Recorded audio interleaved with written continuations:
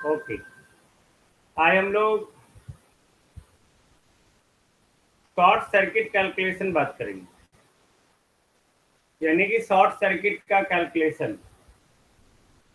Short circuit का calculation यानी कि कहने का मतलब क्या हो गया कि जब कहीं शॉर्ट सर्किट हो रहा है, यानी कि फॉल्ट हो रहा है, किसी तरह का फॉल्ट हो रहा है, किसी तरह का शॉर्ट सर्किट हो रहा है। ओके, तो शॉर्ट सर्किट या फॉल्ट करंट उस पॉइंट पे उस सिस्टम में कैसे निकालेंगे। ओके, कोई भी सिस्टम हो हमारा, हम लोग बहुत सारे एग्जांपल्स पढ़े हैं। सपोज ये हमारा सिस्टम है।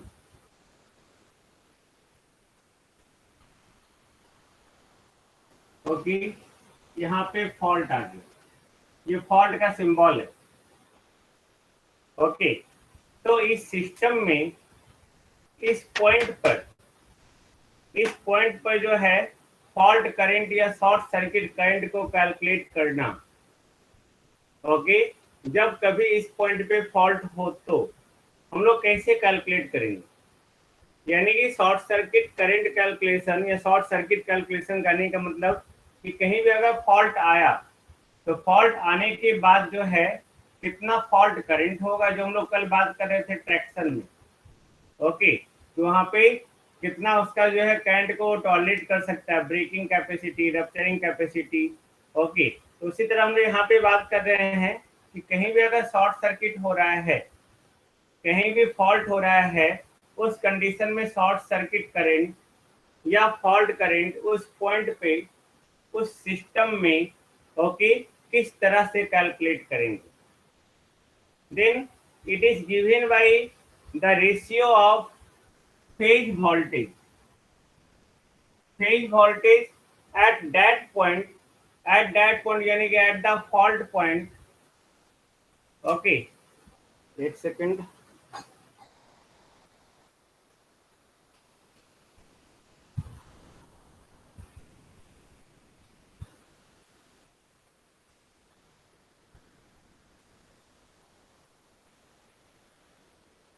तो ये फॉल्ट पॉइंट पे जो फेज वोल्टेज होगा, ओके, और जो सिस्टम का इम्पीडेंस होगा up to the fault of the system,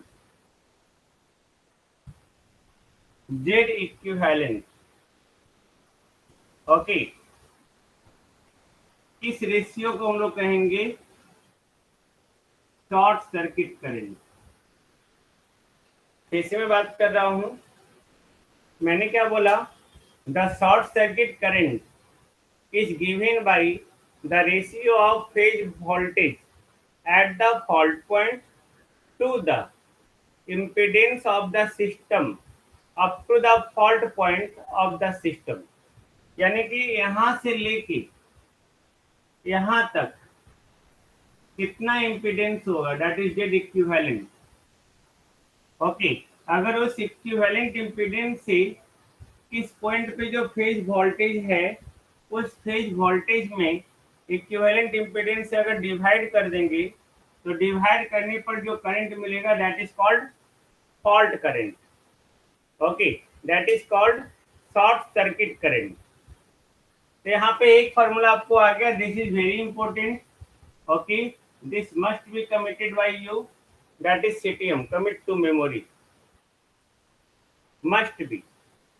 okay, तो यहाँ पे शॉर्ट सर्किट करंट यानी कि हम लोग बोल सकते हैं that is directly proportional to the phase voltage and inversely proportional to the impedance. ये इम्पीडेंस क्या है ना, जो सोर्स है, ओके, सिस्टम का फॉल्ट इम्पीडेंस, इक्विवेलेंट इम्पीडेंस, जहाँ पे फॉल्ट हुआ वहां तक यहाँ से जितना इम्पीडेंस हो रहा है। तो सोचो, इम्पीडेंस अगर ज्यादा होगा, ओके, तो शॉर्ट सर्किट करंट कम होगा या ज्यादा होगा। इम्पीडेंस अगर ज्यादा होगा तो शॉर्ट सर्किट करंट कम होगा। मैंने आपको बता रहा था, है ना, दूसरे सब्जेक्ट में कि कहीं पे अगर फॉल्ट आता है तो वो फॉल्ट करंट का मैग्नीट्यूड जो है उसके इम्पीडेंस पे डिपेंड करता है। इम्पीडेंस को हम लोग किसी तरह ज्यादा रखते हैं। जितना ज्यादा इम्पीडेंस होगा, कब बता रहा था, पहले ही बता रहा था इसी में, ओके, जब हम लोग रेटिंग का बात कर रहे थे। जब हमारा जो है जितना ज्यादा इक्विवेलेंट इम्पीडेंस होगा उतना कम शॉर्ट सर्किट करंट होगा। ओके, यानी कि short circuit current is limited by the impedance from the generating point to the fault point. This is the generating point, this is a fault point. तो generating point से लेके fault point तक जो impedance है, उस impedance के द्वारा जो है शॉर्ट सर्किट करंट को हम लोग क्या करेंगे, लिमिटेड करेंगे, लिमिट में करेंगे। ओके, नाउ अब यहाँ पे यानी कि इम्पीडेंस ज्यादा याद रखेंगे, फिर से मैं बोल रहा हूँ, ये ज्यादा तो ये कम। For the given voltage, for given voltage अगर जेड इक्विवेलेंट ज्यादा हुआ तो शॉर्ट सर्किट करंट क्या होगा, कम होगा। ओके, सिमिलरली अगर ये आपका दिया हुआ है for the given Z equivalent, अगर फेज वोल्टेज ज्यादा होगा तो शॉर्ट सर्किट करंट क्या होगा, ज्यादा होगा।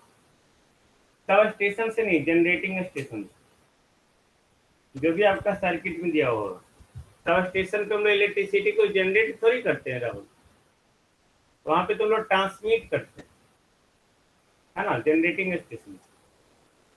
ओके, ना अब यहाँ पे यानी कि अगर सप्लाई वोल्टेज जितना ज्यादा सप्लाई होगा तो शॉर्ट सर्किट करंट का मैग्नीट्यूड ज्यादा होगा या कम होगा। अगर वोल्टेज सप्लाई वोल्टेज ज्यादा हो तो शॉर्ट सर्किट करंट ज्यादा होगा या कम होगा, ज्यादा होगा। Very good. नाउ अब अगर हम लोग three phase symmetrical short circuit calculation का बात करेंगे, थ्री फेज के केस में जनरली थ्री फेज में ज्यादा फॉल्ट होता है। ओके, तो थ्री फेज में लोग हम बात करें तो वहां पे भी जो है ओके इसी फॉर्मूले के साथ हम लोग उसको निकाल सकते हैं, phase voltage divided by impedance. मैंने पहले ही बोला, आपने ट्रांसमिशन लाइन में प्रॉब्लम बनाया होगा कि कहीं पे हम लोग करंट निकाल रहे हैं वोल्टेज के साथ इम्पीडेंस के साथ, तो वहां पे जो करंट निकलता है वो पर फेज वोल्टेज और इम्पीडेंस होता है, तो उसके कॉरस्पॉन्डिंग फेज करंट ही हम लोग निकालते हैं। All of you know phase current, okay, that is always given by okay phase voltage divided by the equivalent impedance। तो three phase short circuit calculation हो या अल्टरनेटर हो, उस कंडीशन में भी जो है हम लोग ये फॉर्मूला लिख सकते हैं। हाँ, इसके साथ जो है हम लोग जेड इक्विवेलेंट या एक्स इक्विवेलेंट भी लिख देते हैं, जहाँ पे जो है आप जानते हैं जेड इक्वल टू होता है आर प्लस जे एक्स। तो ये आर का वैल्यू जो है ओके एक्स के कंपेयर में बहुत कम होता है, तो आर को अगर नेग्लेक्ट करते तो जेड को हम लोग नियरली इक्वल जो है सी एक्स लिखते, that is a reactance. Of course जितने सारे इक्विपमेंट हम लोग बनाते हैं वो सारे इक्विपमेंट का जो रेटिंग होता है ओके उसके कॉरस्पॉन्डिंग जो है रेसिस्टेंस को हम उसको क्या करते हैं, कम से कम रखते हैं। जितना कम रेसिस्टेंस होगा ओके जितना कम रेसिस्टेंस होगा उतना अच्छा इक्विपमेंट होगा, क्योंकि उतना अच्छा वोल्टेज रेगुलेशन होगा, उतना कम लॉसेस होगा, उसकी अच्छी एफिशिएंसी होगी। ओके, देन रेसिस्टेंस कम यानी कि हमारा जो है वहां पे इम्पीडेंस को रिएक्टेंस के बराबर लिख सकते हैं। आई थिंक नो प्रॉब्लम, नहीं ना, नो। ओके, नाउ अब यहाँ पे जो है जैसा मैंने इम्पीडेंस के साथ कहा कि जेड का वैल्यू ज्यादा होगा तो करंट का वैल्यू कम होगा, उसी तरह रिएक्टेंस का वैल्यू भी ज्यादा होगा तो करंट का वैल्यू क्या होगा, कम या ज्यादा होगा, कम होगा। उसी तरह जो है इक्विवेलेंट रिएक्टेंस जो भी होगा up to the fault point उसका वैल्यू ज्यादा होगा तो आपका शॉर्ट सर्किट करंट का वैल्यू क्या होगा, कम होगा। अब एक चीज बताओ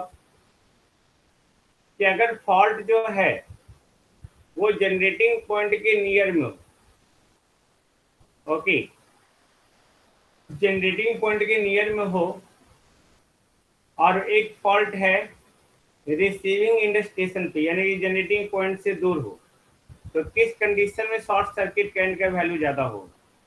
जनरेटिंग पॉइंट के नजदीक, नियर या अवे? Tell me. ज्यादा फॉर नियर, अवे कैसे होगा फिर? ओके, जितना दूर होगा उतना ज्यादा क्या होगा? जितना दूर होगा उतना ज्यादा जो है रिएक्टेंस या इम्पीडेंस होगा। Very good. ओके, तो जितना दूर होगा उतना ज्यादा इम्पीडेंस या रिएक्टेंस होगा, तो जितना ज्यादा इम्पीडेंस या रिएक्टेंस होगा उतना कम क्या होगा? करंट का वैल्यू होगा। ओके, तो I equal to V by Z equivalent. Okay, और जैसे जैसे लेंथ बढ़ेगा, डिस्टेंस बढ़ेगा, वैसे वैसे जेड का वैल्यू बढ़ेगा। यानी कि जनरेटिंग पॉइंट के नियर में जितना होगा, जितना नजदीक होगा, ओके, उतना ज्यादा फॉल्ट करंट होगा, और जितना दूर होगा उतना कम फॉल्ट करंट होगा। I think no problem. नहीं ना? नहीं। नाउ हम लोग बात करते हैं formula regarding the fault current.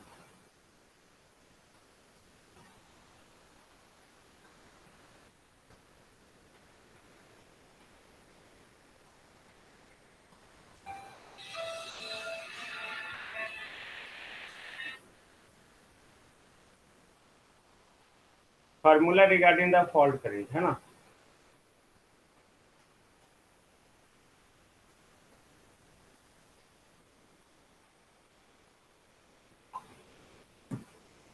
तो हम लोग आईएससी पर यूनिट लिख रहे हैं। ये क्या हो रहा है? Per unit short circuit current. Okay, ISC per unit. तो आईएससी पर यूनिट यानी कि पर यूनिट में हम लोग voltage per unit by Z equivalent per unit लिख सकते हैं हम लोग। जब अगर पर यूनिट में तो दोनों पर यूनिट में। Tell me. लिख सकते हैं। ओके, या हम लोग ये भी लिख सकते हैं एक्स इक्विवेलेंट पर यूनिट लिख सकते हैं। जिनका क्लास पर यूनिट का नहीं किया हुआ है वो वीडियो देख लीजिएगा, फिर मैं समझा दूंगा, डोंट वरी। ओके, ये भी लिख सकते हैं। ये भी पर यूनिट है क्या? ये भी पर यूनिट है, per unit voltage at the fault point. जिस पॉइंट पे फॉल्ट आ रहा है, ओके, जिस पॉइंट पे भी फॉल्ट आ रहा है, मान लेते हैं दिस वन, जिस पॉइंट पे फॉल्ट आ रहा है उस पॉइंट का पर यूनिट वोल्टेज, उस पॉइंट पे per unit voltage divided by X equivalent per unit, यानी कि जनरेटिंग स्टेशन से लेके फॉल्ट पॉइंट तक, इनके बीच में जो भी एक्स इक्विवेलेंट आएगा, ओके, वो वैल्यू कैलकुलेट करेंगे और इसमें डिवाइड कर देंगे तो हमारा क्या निकल जाएगा? Short circuit current. Got it? अब हम लोग आईएससी पर यूनिट को जो है ये भी लिख सकते हैं, actual value by base value लिख सकते हैं। Tell me. Okay, actual value यानी कि शॉर्ट सर्किट करंट का एक्चुअल वैल्यू, ये भी लिख सकते हैं। यानी कि ISC equal to ISC per unit into base value लिख सकते हैं हम लोग। कोई इशू नहीं। आर क्यों हटा देते हैं? अभी तो हम लोग एक्सप्लेन किए, रेसिस्टेंस का वैल्यू बहुत कम होता है और ज्यादा इफेक्ट पड़ता नहीं, इसलिए हम लोग आर को नेग्लेक्ट कर देते हैं। अगर आर दिया हुआ है तो आपको आर कंसीडर करना होगा क्वेश्चन में, लेकिन अगर आर नहीं दिया हुआ है तो हम लोग आर हटा के स्टडी कर रहे हैं। ओके, कोई इशू नहीं। नहीं, तो ये हम लोग ISC short circuit current. Now हम लोग को फॉल्ट एमवीए निकलना। ये शॉर्ट सर्किट करंट निकल गया है ना? जिस पॉइंट पे फॉल्ट हुआ उस पॉइंट पे वोल्टेज, मतलब उस कंडीशन पे वहां पे वोल्टेज क्या है, divided by x equivalent per unit. अभी तक अपने जितने सारे प्रॉब्लम बनाए हैं वो सारे प्रॉब्लम जो का अपने per unit reactance diagram calculate किया है, कैलकुलेट किया क्या ना भाई। ओके, अब मान लेते हैं कहीं किसी पॉइंट पे फॉल्ट दे देगा कि यहाँ पे पॉइंट फॉल्ट हो गया, तो वहां से वहां तक का इक्विवेलेंट निकालेंगे, जैसे आप निकालते हैं resistance equivalent, reactance equivalent. Equivalent निकाल के वोल्टेज से डिवाइड कर देंगे तो क्या निकल जाएगा, शॉर्ट सर्किट करंट। ओके, जिसको हम प्रॉब्लम में बताएंगे अभी, है ना। नाउ फॉल्ट एमवीए यानी कि पावर, फॉल्ट उस समय पावर कितना आ रहा है, तो फॉल्ट एमवीए हम लोग क्या लिखते हैं भाई, okay, √3 into base voltage at fault point, okay, into short circuit current. तो ये तो बेस वोल्टेज ही 1 किलो वोल्ट है नहीं, ये भी करंट एम्पियर में ही है, तो यहाँ पे हम लोग क्या कर देंगे, 10⁻⁻6 से मल्टीप्लाई कर देंगे, क्योंकि हम लोग निकाल रहे हैं फॉल्ट एमवीए, है ना, फॉल्ट एमवीए निकाल रहे हैं। ओके, तो फॉल्ट एमवीए ये मान लेते हैं कि 2 वोल्ट, 200 वोल्ट, ये 10,000 एम्पियर। ओके, तो ये कितना हो गया, 2 जीरो यहाँ, 4 जीरो यहाँ, इसको एमवीए बदलना होगा, तो 10⁻⁻6 से मल्टीप्लाई नहीं कर देंगे हम लोग।